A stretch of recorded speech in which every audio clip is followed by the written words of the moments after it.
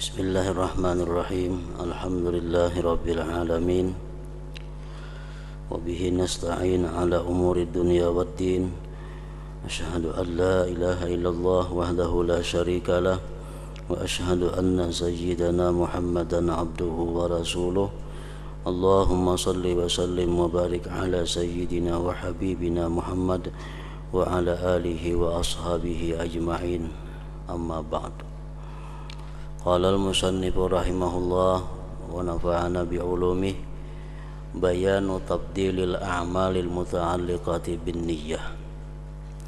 I'lam annal a'mala wa in inqasamat aqsaman katsiratan min fi'lin wa qawlin wa harakatin wa sukunin wa jalbin wa daf'in wa fikrin wa dzikrin wa ghairi dzalik mimma la yatasawwaru ihsa'uhu wa istiqsa'uhu fahiya thalathatu aqsam ta'atun wa ma'asin wa muwahad.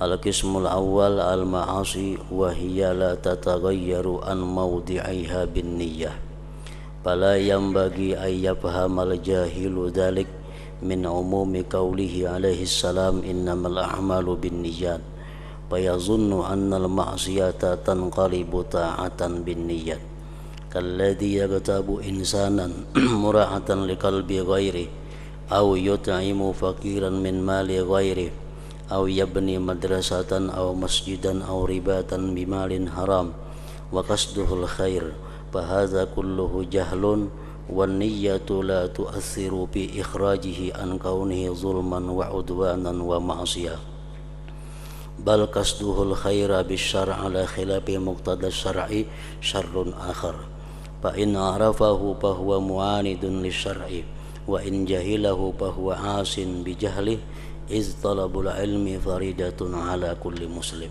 ila akhirih.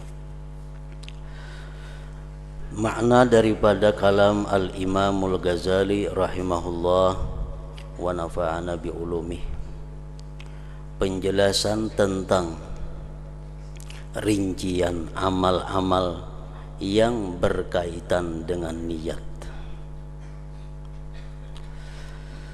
Ketahuilah bahwa amal-amal atau perbuatan-perbuatan terbagi menjadi bagian yang banyak, dari perbuatan, perkataan, gerakan, diam, penarikan, tulakan, artinya menarik, menulak, pikiran, zikir, dan lainnya, makan, minum, memberi, menerima, dari apa? Daripada apa yang tidak tergambar perhitungannya. Jadi amal perbuatan itu banyak. Maka itu ada 3 bagian. Jadi dari sekian banyaknya amal perbuatan yang kada terhitung banyaknya, dari sekian banyak amal perbuatan itu terbagi kepada 3, yaitu maksiat, taat, dan mubah. Apa yang kita lakukan setiap hari, apa yang kita perbuat setiap hari, kada terlepas di antara 3 itu. Kadangkala berbuat maksiat, kadangkala berbuat taat, kadangkala berbuat yang dibolehkan. Maksiat di dalamnya terkandung 2, haram dan makruh. Taat di dalamnya terkandung 2, wajib dan sunat, dan mubah. Jadi rinciannya adalah 5. Nah, dari sekian banyak amal perbuatan kita, kalau dirinciakan, kembalinya kepada 3 hukum tadi: maksiat, taat, dan mubah. Bagian pertama, perbuatan maksiat. Dan maksiat itu tidak dapat berubah dari tempatnya sebagai maksiat tidak dapat berubah dengan niat yang baik. Perbuatan maksiat, perbuatan yang diharamkan Allah itu tidak bisa berubah walaupun disertai dengan niat yang baik. Tetap keadaannya itu adalah dosa. Tetap keadaannya itu adalah maksiat.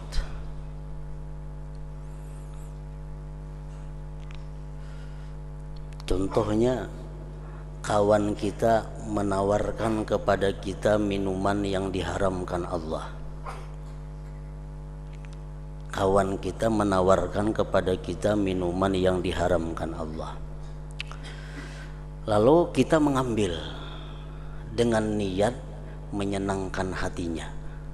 Karena amun kita tolak, kena kecewainnya, mengecewakan orang Islam itu berdosa. Amun kita ambil, hatinya senang, menyenangkan orang Islam itu adalah perbuatan yang mulia. Nah, jadi ambil minuman yang diharamkan tadi dengan niat menyenangkan hatinya. Nah, itu kada bisa. Kenapa? Karena sesuatu yang haram itu kada bisa berubah dengan sebab niat yang baik. Dengan sebab niat yang baik.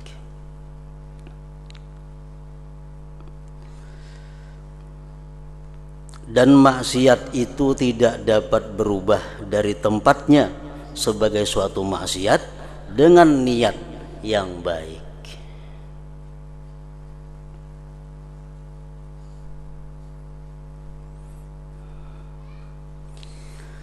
Maka tidak semestinya orang jahil, tidak semestinya orang yang jahil itu memahami demikian itu dari umumnya, dari keumuman, maksudnya dari umumnya sabda Rasulullah sallallahu alaihi wasallam, innamal a'malu binniyat, hanya saja amal perbuatan itu tergantung niatnya.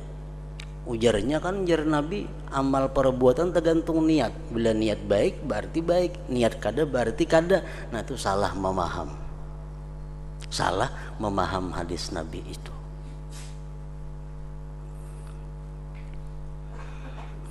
Tidak semestinya orang jahil memahami demikian itu dari umumnya sabda Rasulullah sallallahu alaihi wasallam, innamal a'malu binniyat. Artinya hanya saja amal perbuatan itu tergantung niatnya. Lalu ia menyangka bahwa perbuatan maksiat dapat berubah menjadi perbuatan taat dengan niat yang baik. Nah, itu sangkaan yang salah. Sangkaan dari orang-orang yang jahil. Kada kawa macam itu.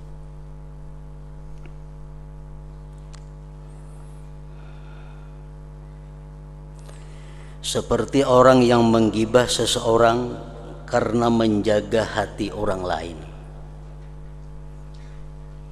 Misal kita bakawan berdua, kawan kita ini menyambati orang, menggibahi orang.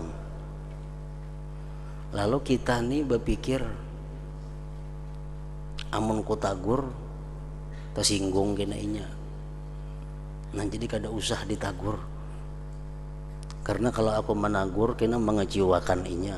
Untuk menyenangkan hatinya, biar jangan kada usah ditagur inya menggibahi orang itu. Nah, ini perbuatan yang salah.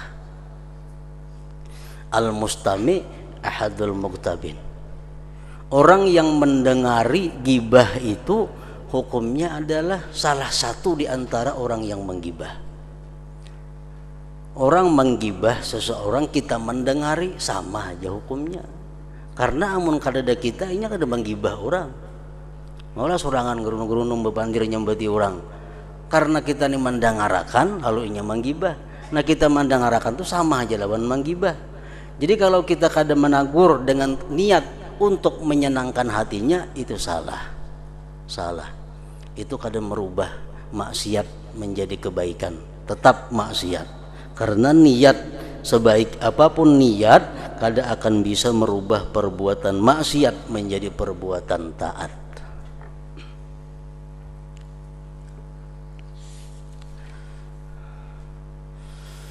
atau memberi makan orang fakir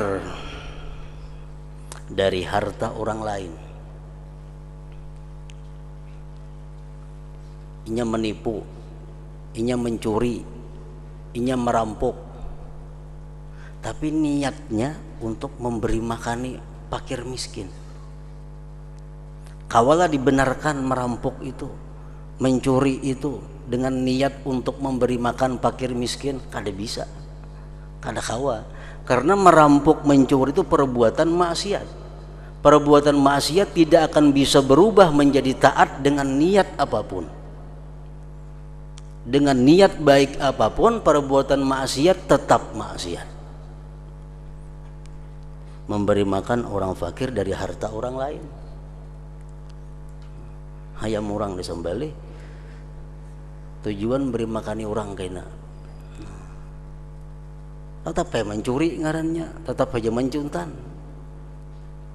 Kada kawa dirubah dengan niat. Atau membangun madrasah atau masjid atau pondok pesantren, madrasah tadi dengan harta haram, dan maksudnya adalah kebaikan. Inya mencuri, merampok, mengambil duit orang, menggunakannya ke masjid dengan tujuan kebaikan, kada bisa, kada kawan itu. Perbuatan maksiat kada kawa berubah dari tempatnya sebagai maksiat dengan niat yang baik. Maka ini semuanya adalah kejahilan. Kejahilan. Karena dia jahil, karena inya kada tahu, dikiranya macam itu baik. Berbuat nang haram, niatnya baik, ujarnya baik. Nah itu karena kejahilan inya. Maka ini semuanya adalah kejahilan. Dan niat itu tidak berpengaruh, tidak berguna. Niat itu tidak berguna pada mengeluarkan perbuatan tersebut dari keadaannya kezaliman, permusuhan, dan maksiat. Tetap inya maksiat. Bahkan maksudnya akan kebaikan terhadap kejahatan dengan menyalahi tuntutan agama adalah kejahatan yang lain, menambahi dosa. Menambahi dosa. Inya mencuri dengan niat memberi makani orang. Satu, dosa mencuri. Nang kedua, memberi makani orang lawan makanan nang kada halal. Nah bertambah dosanya. Jakanya inya mencuri, sagan memakan saurangan aja menanggungnya. Ini mencuri niat memberi makani orang. Niat itu kada berguna. Mencuri tetap dosa, memberi makani orang dengan harta nang haram menambahi dosa. Bahkan maksudnya akan kebaikan, niatnya akan kebaikan terhadap kejahatan dengan menyalahi tuntutan agama adalah kejahatan yang lain. Bertambah jahat artinya bertambah dosanya.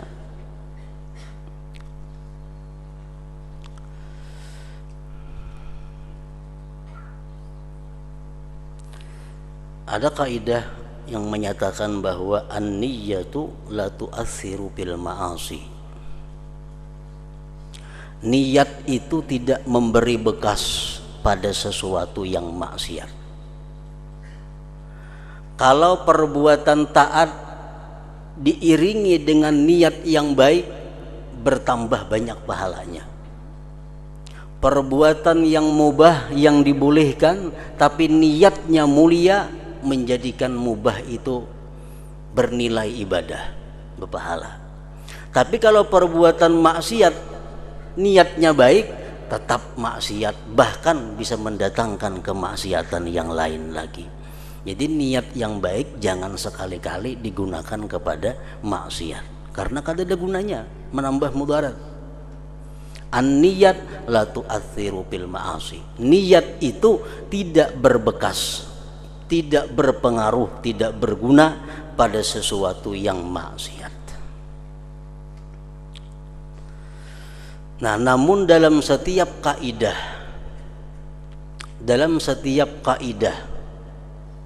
itu pasti ada pengecualian. Ada beberapa perkara perbuatan maksiat itu bisa berubah menjadi tidak maksiat dengan niat. Tapi ini hanya pengecualian. Secara umum niat tidak bisa merubah maksiat menjadi taat. Itu secara umum. Tapi dalam beberapa keadaan tertentu niat itu bisa merubah yang maksiat menjadi taat. Tapi dalam keadaan tertentu. Seperti apa keadaan tertentu itu? Nah, ini kada boleh kita mengarang seorang. Karena sudah ada aturan-aturannya. Kita ambil beberapa contoh. Niat yang baik bisa merubah perbuatan maksiat menjadi tidak maksiat. Contohnya ghibah. Ghibah menyebut kejelekan orang, menyebut aib orang.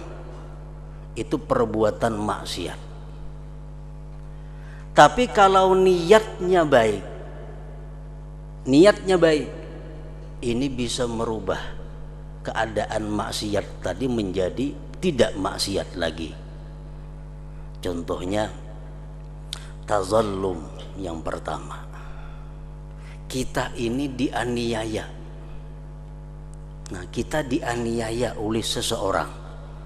Kita ditipu oleh seseorang, kita dizalim oleh seseorang. Nah, lalu payajuzu lil mazlum ayyazkura inda man lahu wilayatun aw lahu qudratun ala insafihi zulma zalimihi bi ayyakula zalamani fulan bikas dirab'i zalamatihi. Boleh bagi orang yang dizalim itu menyebutkan di sisi orang yang punya kekuatan, di sisi orang yang berwenang, menyebutkan kezaliman orang yang menzalim dia dengan niat menghilangkan kezalimannya itu. Nah, boleh. Kita misal ditipu orang. Kalau kita ditipu orang ini, kita mesti melapor ke mana? Lawan orang nang kau menghilangkan kezalimannya. Kita lapor ke polisi misalnya, atau kita lapor ke kepala desa, karena beliau itu nang kawa mengurusnya. Kita lapor ulun ditipu si Pulan bin Pulan. Ini menyebut keaiban orang nih, menyebut kejelekan orang. Tapi tujuan kita menyebut itu adalah untuk menghilangkan kezalimannya, agar si orang yang kita kisahkan ini dapat menangkapinya sehingga mengembalikan kezaliman kepada kita. Ampihnya berdosa. Nah, jadi kita lapor ke polisi, wahai polisi, ulun tadi dizalim Pulan bin Pulan, ulun ditipunya. Nah, tujuan kita melapor ke polisi itu apa? Supaya polisi ini bisa menangkapinya dan mengembalikan kezaliman itu kepada kita. Nah, niatnya baik. Sehingga kita menyebut kejelekan inya di hadapan polisi, itu bukan ghibah yang diharamkan lagi, bukan perbuatan maksiat lagi, karena niat kita bukan untuk menghinakan dia, niat kita bukan untuk menghancurkan martabat dia, tapi niat kita untuk menghilangkan kezalimannya. Nah, jadi dalam beberapa hal niat itu bisa berpengaruh kepada yang maksiat menjadi tidak maksiat. Tapi dalam beberapa hal tertentu, contohnya ya macam tadi. Contoh yang kedua masih dalam masalah ghibah, al-isti'anah ala taghayyuril munkar wa raddil 'asi ila shawab bi ay yazkura dzalik inda man yarju qudratahu ala izalatil munkar bi kasdi tawassul ila izalatil munkar. Kita mengetahui kawan kita, tetangga kita ini berbuat munkar. Tetangga kita ini berbuat munkar. kita menagur kada wani, kita menagur kita bisa sakit. Nah, kalau kita datangi orang yang orang itu punya keberanian menegur kawan kita ini, kita datangi sidin, kita sebutkan kemunkarannya. Anu Pak Aina sebelah rumah ulun itu berbuat nang kada baik terus, berbuat munkar terus. Nah, kita menyebut keaiban orang, kejelekan ini gibah ngarannya. Tapi karena niat kita untuk menghilangkan munkar, maka itu jadi bukan maksiat. Kalau niat kita untuk supaya inya hina, supaya inya jatuh martabatnya, untuk menjelikkan kawan kita, nah itu gibah ngarannya, itu haram. Tapi karena niat kita bukan itu, niat kita untuk menghilangkan kemungkaran, bukan gibah ngarannya. Nah, jadi di sini niat berpengaruh dalam merubah satu maksiat menjadi tidak maksiat. Yang ketiga contohnya minta fatwa. Minta fatwa. Dia menyebutkan kezaliman orang, dia menyebutkan kejelikan orang, tapi untuk minta fatwa kepada seorang mufti atau seorang ulama.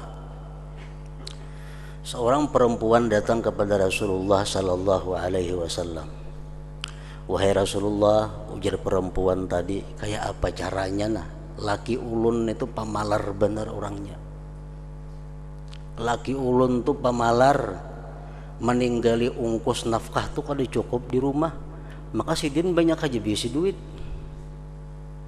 Kan ini menyebutkan keaiban laki lagi lawan orang nih.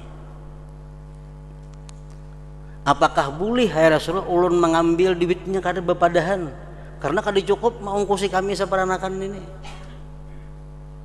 Nah, itu minta fatwa, menyebutkan keaiban suami.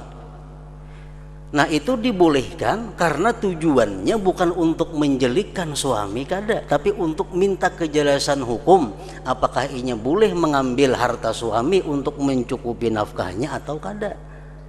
Niatnya bukan untuk merendahkan suami, untuk menghinakan suami kada. Niatnya untuk minta kejelasan hukum dirinya, apakah boleh atau kada mengambil harta suaminya tanpa sepengetahuan suami untuk mencukupi nafkah. Nah, ini boleh juga. Jadi niat seperti itu bisa merubah yang bukan, yang maksiat menjadi bukan maksiat. Yang keempat, contohnya kita menyebutkan kejelikan orang lain untuk menyelamatkan orang lain.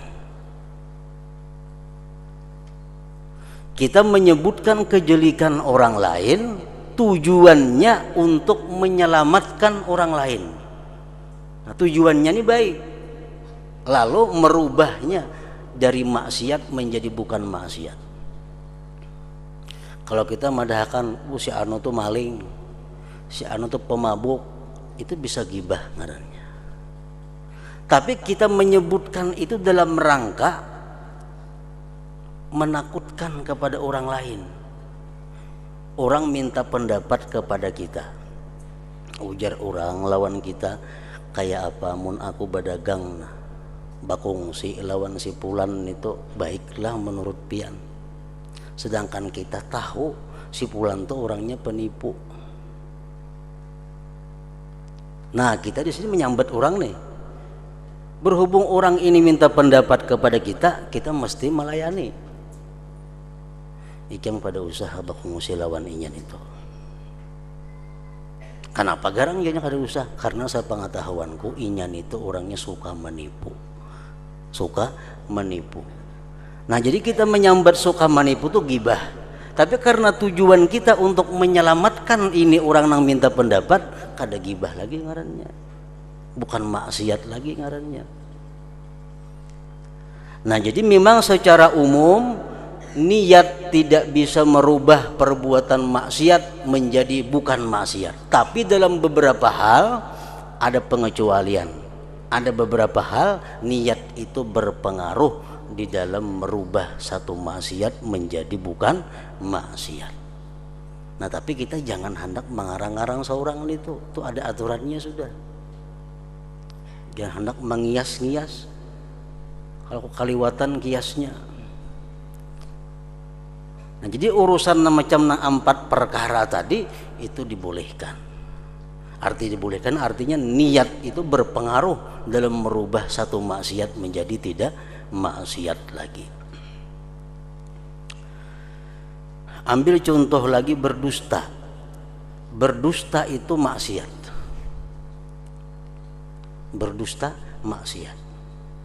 Tapi dengan sebab niat yang baik, ada beberapa hal yang berdusta itu menjadi tidak maksiat. Dalam beberapa hal, kada semuaan. Dalam beberapa keadaan tertentu berdusta itu bisa jadi kada maksiat dengan sebab niat yang baik. Rasulullah mengatakan ada 3 hal yang mana berdusta itu tidak maksiat. Pertama, dalam urusan peperangan. Dalam urusan peperangan, misalnya kita hendak menyerang musuh di suatu tempat,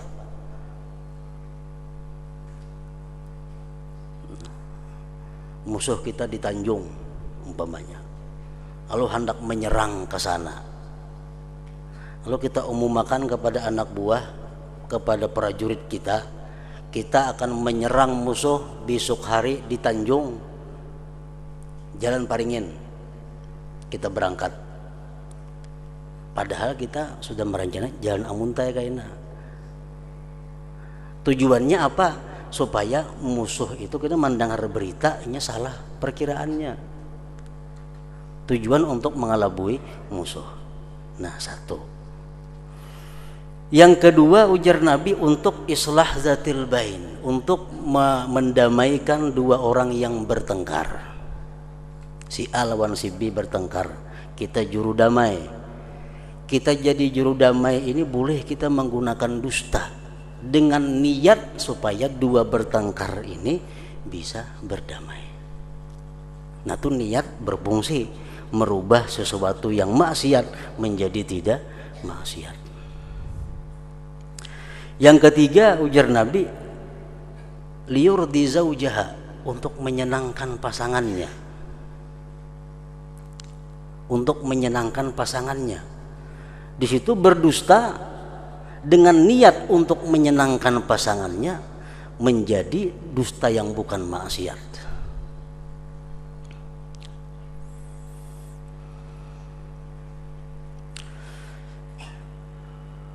Umpamanya jar laki lawan nang bini, ikam umpamanya sayang lawan aku ini.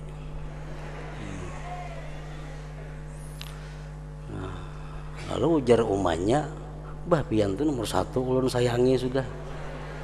Walaupun dalam hati nomor 1000 umpamanya, tapi dimuntung ayo nomor 1 kada apa-apa, untuk menyenangkan pasangannya. Nah niat seperti itu merubah status dusta dari maksiat menjadi bukan maksiat. Nah cuma yang perlu kita ingat bahwa pengecualian itu sangat terbatas dalam hal-hal tertentu, dalam hal-hal yang sudah digariskan. Secara umum tetap kita berpegang kepada kaidah an-niyat la tu'atsiru bil ma'asi. Niat itu walaupun baik tidak berpengaruh dalam merubah maksiat menjadikan bukan maksiat, tetap maksiat juga. Nah kalau ia telah mengetahui demikian, maka itu orang yang menentang kepada agama, dan kalau ia tidak mengetahuinya, maka ia adalah orang yang berbuat maksiat dengan kejahilannya.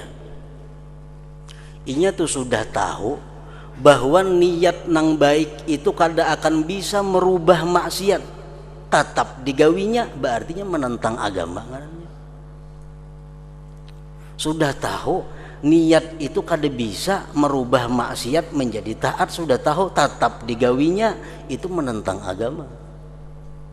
Kalau inya kada tahu bang, berarti inya maksiat dengan kejahilannya, maksiat dengan kebodohannya. Dikiranya mencuntan tuh boleh aja sagan memberi makani orang, gawinya inya kada tahu, tetap ini orang maksiat, tapi maksiat dengan kejahilannya, dengan kebodohannya. Karena menuntut ilmu adalah wajib atas setiap orang muslim. Segala kebaikan sesungguhnya diketahui bahwa itu adalah kebaikan dengan agama. Sembahyang dikatakan kebaikan, di mana tahunya? Karena agama mengatakan itu kebaikan. Bersedekah itu kebaikan, di mana kita tahu bersedekah itu kebaikan? Karena agama mengatakan sedekah itu kebaikan. Lalu bagaimana kejahatan itu menjadi kebaikan? Artinya kada mungkin nang jahat itu menjadi kebaikan hanya dengan niat yang baik. Alangkah jauh demikian itu. Tetapi yang menganjurkan bagi demikian atas hati adalah tersembunyinya nafsu syahwat dan batinnya hawa nafsu. Itu yang seringkali merasuk ke dalam hati kita, dikuasai hawa nafsu, dikuasai oleh nafsu dan syahwat, sehingga itulah yang membuat kita ini mau melaksanakan sesuatu yang haram dengan niat yang baik itu, padahal itu kada ada manfaatnya. Karena apabila hati itu cenderung kepada mencari kedudukan dan menarik hati manusia supaya cinta kepada dia, supaya hormat kepada dia, dan setinggal bagian-bagian nafsu, maka dengannya syaitan menjadikan perantara untuk menipu orang jahil. Karena itulah Sahal rahimahullah berkata, tidaklah Allah Ta'ala didurhakai dengan perbuatan maksiat yang lebih besar daripada jahil kebodohan. Maksiat yang paling besar itu adalah meninggalkan menuntut ilmu. Itu maksiat paling besar. Meninggalkan menuntut ilmu, meninggalkan mempelajari hukum-hukum Allah, itu maksiat yang paling besar. Karena dengan sebab meninggalkan belajar hukum-hukum Allah akan timbul macam-macam maksiat yang lainnya karena kebodohannya. Ditanyakan orang kepada Imam Sahal tadi, apakah kamu mengetahui sesuatu yang lebih berat dari jahil? Ujar orang, wahai Imam Sahal, adakah lagi yang paling berbahaya daripada kejahilan itu? Kejahilan berbahaya. Adakah yang lebih berbahaya daripada kejahilan? Beliau menjawab, ya ada, yaitu jahil dengan kejahilan. Kada tahu pada inya tuh jahil, berat lagi. Kada tahu pada inya tuh, kada tahu tuh paling berat. Dikira asa tahu aja, padahal luput. Nah itu yang paling berat.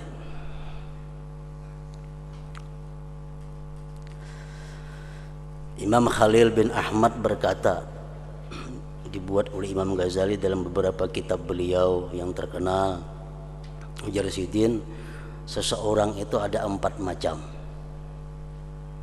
Rajulun yadri wa yadri annahu yadri padhalika alimun fattabi'uh. Ada orang yang punya ilmu dan dia mengetahui, dia sadar bahwa dia punya ilmu. Ini alim orangnya, dan inya tahu pada dirinya alim.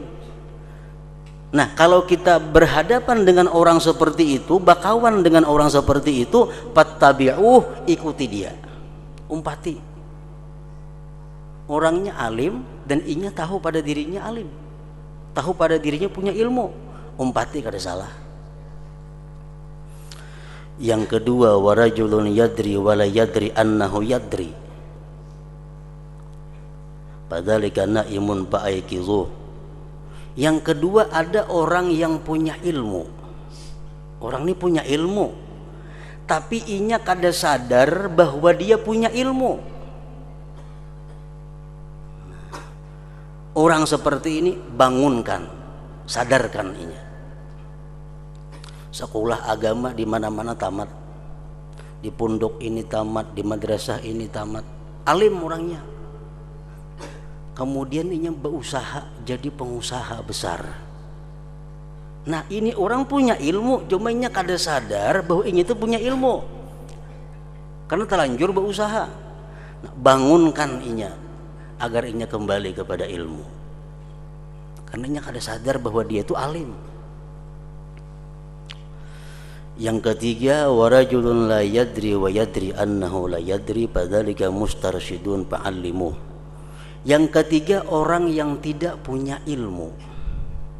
Inya kada punya ilmu dan dia pun sadar, tahu bahwa dia tidak punya ilmu. Inya tahu inya ini bungol, kada punya ilmu. Nah, itu orang perlu diberi pelajaran. Fa'allimuh, lajari ilmu.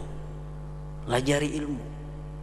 Karena inya kada berilmu dan inya sadar pada inya kada punya ilmu. Yang keempat, warajulun la yadri wa la yadri annahu la yadri fadzalika jahil fahdharuh wa mukutuh. Yang keempat ini orang yang tidak punya ilmu dan dia tidak sadar bahwa dia tidak punya ilmu. Inya kada sadar pada inya tuh kada beilmu. Orang kada beilmu dan inya kada sadar bahwa inya kada beilmu. Nah, ini orang jauhi, yang dikawani. Fahdharuh, takuti dia. Kenapa? Ini orang bungul pada pintar. Orang nang kada beilmu tapi kada tahu pada inya tuh kada beilmu.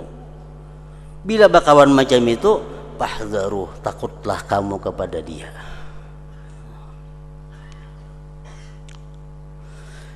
Dan itu benar apa yang dikatakan oleh Imam Sahal Tustari tadi, seperti yang dikatakan beliau, karena jahil terhadap kejahilan itu menutup secara keseluruhan pintu belajar. Orang untuk kada berilmu tapi nya kada merasa, nya kada mau belajar, kada mau belajar, baca buku kada mau, nangadakan ceramah kada mau, hadir ke pengajian kada mau. Kenapa? Inya kada merasa pada inya tuh kada berilmu.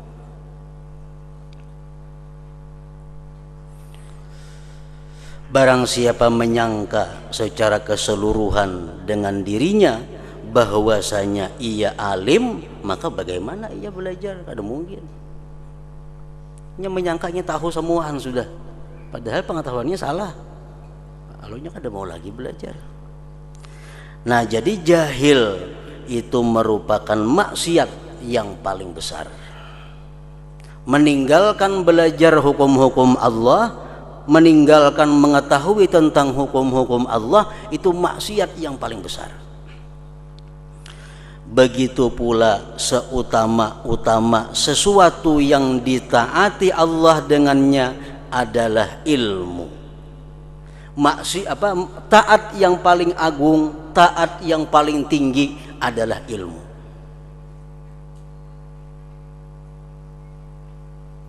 Taat mana aja kada melawan ilmu. Ilmu kepalanya taat. Makanya orang yang menuntut ilmu diberi Allah kelebihan-kelebihan daripada orang yang beribadah. Kenapa? Karena ibadah itu anaknya ilmu. Tanpa ilmu kada kau beribadah. Kada ada ilmu kada kau beribadah. Jadi ilmu ini kepalanya. Makanya ujar Nabi SAW, beliau bersabda, la anta kedua fatata'allama baban minal ilmi khairun min antusalliya mi'ata rak'ah. Engkau pergi menuntut ilmu, belajar satu bab di situ, itu lebih baik bagi engkau sembahyang 100 rakaat. Kita belajar ilmu sebab lawan orang sembahyang 100 rakaat, mana ganalnya pahalanya? Ganal belajar ilmu. Karena ibadahnya itu anaknya ilmu. Hadis yang lain Rasulullah mengatakan huduru majlisi alim afdal min salati alfi rak'atin wa iyadati alfi marid wa syuhudi alfi janazah. Menghadiri majlis ilmu agama, menghadiri majlis belajar pengetahuan agama itu lebih afdal daripada sembahyang 1000 rakaat. Ditambah lagi mailangi 1000 urang garing, ditambah lagi umpat ma'atar kakubur 1000 jenazah. Ma'atar jenazah, mailangi orang garing, sembahyang, kita tahu semuaan itu baik karena ilmu. Karena ilmu. Makanya kada ilmu kada tahu pada itu baik. Nah, jadi menuntut ilmunya itu jelas lebih afdal daripada ibadah tadi. Nah, begitu pula seutama-utama sesuatu yang ditaati Allah dengannya adalah ilmu. Dan kepala ilmu adalah ilmu tentang ilmu. Ilmu tentang ilmu. Artinya ilmu tentang ilmu itu adalah mengetahui dahulu ilmu mana yang patut, yang mesti kita pelajari. Ilmu banyak, macam-macam ilmu. Sekaligus dipelajari kada mungkin kawa kepala kita menampungnya. Nah, kalau diadakan urutan-urutan, nang mana dahulu dipelajari, nang mana nang nomor 2, nang mana nomor 3, nang mengetahui itu kepalanya ilmu. Dan kepala ilmu adalah ilmu tentang ilmu. Sebagaimana kepala kebodohan jahil adalah kebodohan terhadap kebodohan. Sesungguhnya barang siapa tidak mengetahui ilmu yang bermanfaat daripada ilmu yang membawa mudarat, maka ia menyibukkan diri dengan apa yang manusia jatuh padanya dari ilmu-ilmu yang dihiasi yang menjadi perantara mereka kepada dunia. Ada ilmu-ilmu yang menjadikan dia perantara kepada dunia. Ada ilmu-ilmu yang membawa dia kepada keridaan Allah. Nah, ilmu mana dahulu yang dipelajari? Dan demikian itu adalah unsur kebodohan dan sumber kerusakan alam. Kalau kita meninggalkan ilmu yang mesti dahulu dipelajari, kita andak bedudi, bedahulu ilmu yang kada penting, nah itu sumber kerusakan alam ini. Yang dimaksud adalah bahwa barang siapa bermaksud kebaikan dengan perbuatan maksiat karena kebodohan, maka ia tidak dimaafkan Allah. Orang tuh berbuat dosa, niatnya baik, kada berbekas, dan itu jadi maksiat, Allah kada akan memaafkan karena kebodohan inya, karena kejahilan inya. Kalau pangkena balasan ulun kada tahu pada itu kada boleh, kada ada maaf seperti itu, tetap dia dihukum. Kenapa mencuntan niat memberi makan orang, dikira ulun itu boleh aja, jadi ulun gawi. Nah, kada kawa balasan seperti itu. Kada ada maaf bagi orang yang jahil. Tidak ada maaf bagi orang yang jahil, kecuali apabila ia adalah orang yang baru masuk Islam. Namun inya hanya masuk Islam, memperbuat nang macam itu, dimaafkan Allah. Dan tidak mendapatkan sesudah itu waktu untuk belajar. Inya hanya masuk Islam. Mencuntan, hendak memberi makani orang, inya kada tahu, dikiranya boleh aja. Itu dimaafkan Allah. Kenapa? Karena inya belum ada waktu untuk mempelajari agama, hanya masuk Islam. Kalau orang nang mulai ninik muyang Islam, kada ada lagi alasannya. Allah Subhanahu wa taala berfirman, "Fas'alu ahla dzikri in kuntum la ta'lamun." Artinya, maka tanyakanlah, takunakan kepada orang-orang yang berilmu jika kamu tidak mengetahui. Amun kada tahu, betakun hukumnya. Betakun hukumnya apa ngalihnya? Nah, kada ada alasan, kada tahu hukumnya kalau kita hidup di tengah kota. Kalau kita sudah lawas beragama Islam. Nah, hingga situ Rasulullah sallallahu alaihi wasallam bersabda,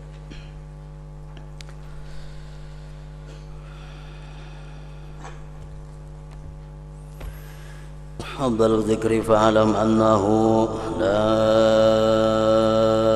ilaha illallah Muhammadur Rasulullah, la ilaha illallah Muhammadur Rasulullah, la ilaha illallah Muhammadur Rasulullah, la ilaha illallah, la ilaha illallah, la ilaha illallah, la ilaha illallah, la ilaha illallah. Allahu Allah, Allahu Allah, Allahu Allah, Allahu Allah, Allahu Allah, Allahu Allah, Allah, Allahu Allah, Allahu Allah, Allahu Allah, Allahu Allah, Allahu Allahu Allah, la ilaha illallah Muhammadur Rasulullah, la ilaha illallah Muhammadur Rasulullah, la ilaha illallah Muhammadur Rasulullah, la ilaha illallah. Al-Fatihah ila hadratin Nabi wa alihi wasallam.